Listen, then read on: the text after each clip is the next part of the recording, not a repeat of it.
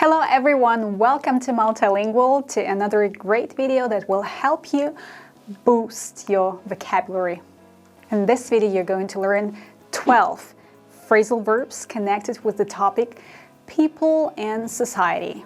I personally think it's better to learn new vocabulary about a specific topic rather than just learning some random words and phrases. Do you agree? So what's your favorite method of learning new words?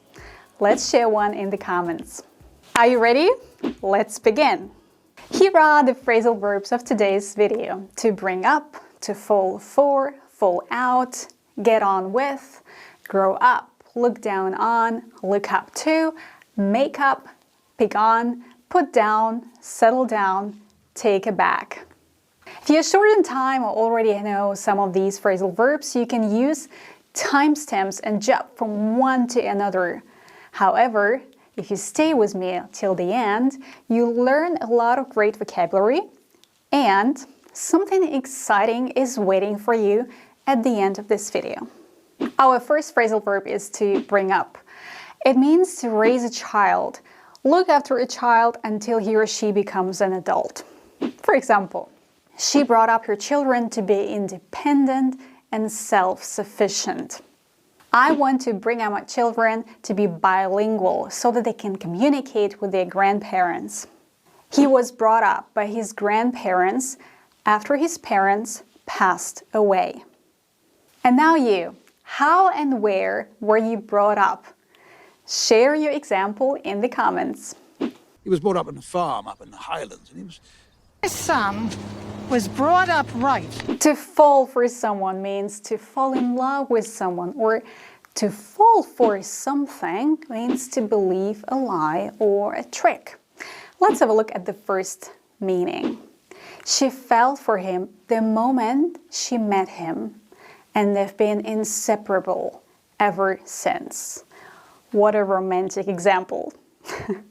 He knew he was falling for her when he found himself thinking about her all the time. And the second meaning, I fell for the scam and lost all my savings. Don't fall for his lies, he's not telling the truth. She fell for the fake news and shared it on social media. So you see, the phrasal verb to fall for someone or something has two completely different meanings. Who's this? I think I'm falling for Matilda Hansel. I think I'm falling for you. I think I'm falling for this girl pretty hard. Next, to fall out with someone. Well, this phrasal verb speaks for itself. If you fall out with someone, you have an argument with someone and stop being friends with them. For example, she fell out with her best friend over a misunderstanding. Or he fell out with his brother after an argument about money. They fell out with their neighbors over a property dispute. She fell out with her boss over a disagreement about work hours. So, can you see which preposition I've used a lot of times here? Over, right. If you want to show the reason of the argument, you say over a misunderstanding, over a property dispute, over a disagreement. Have you ever fallen out with someone over something?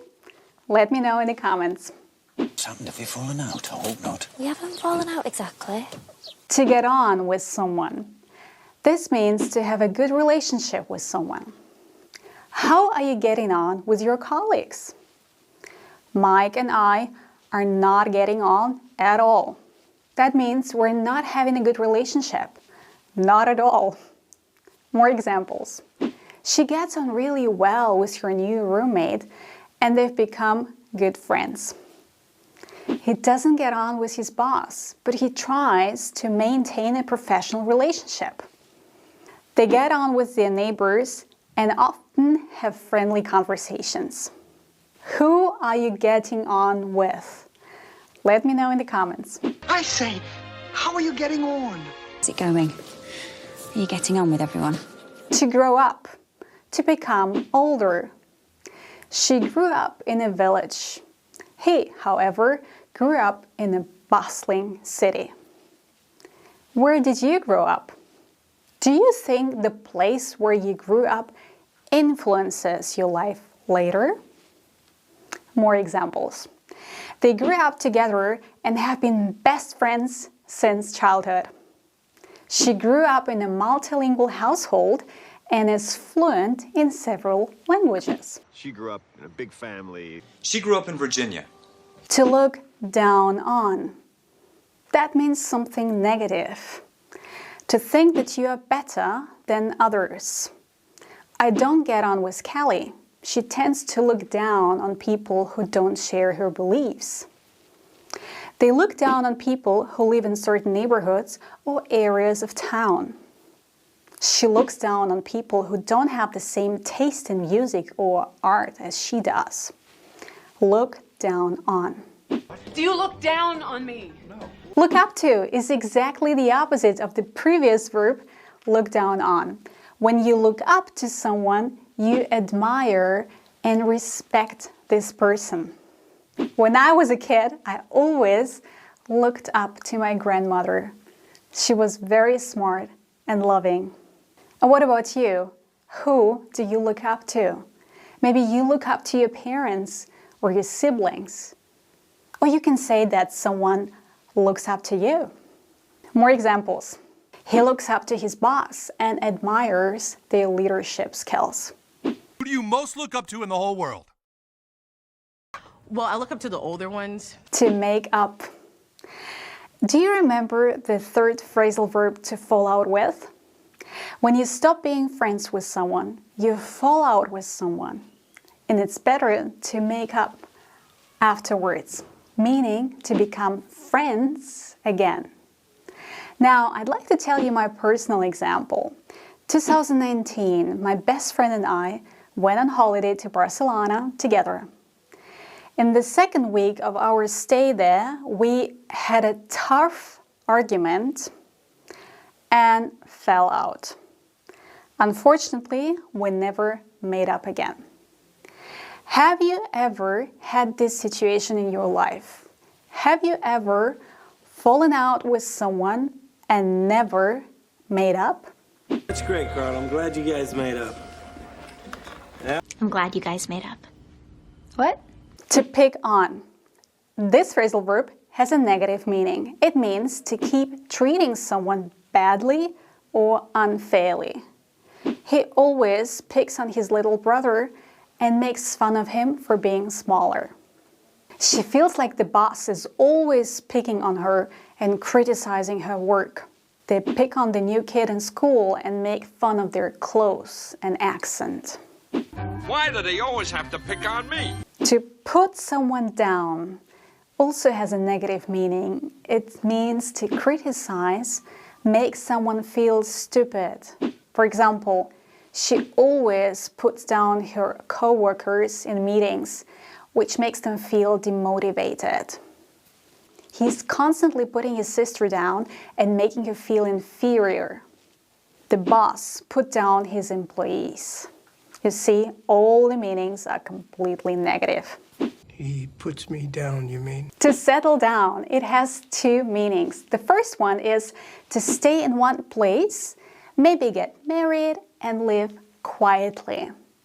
And the second, you become calm after being upset. Let's have a look at the first meaning. After years of traveling, he finally decided to settle down in a small town. I think I haven't settled down yet. I still need a couple of years before I settle down completely. And what about you? Do you feel like you've settled down somewhere? Share this in the comments. Where have you settled down?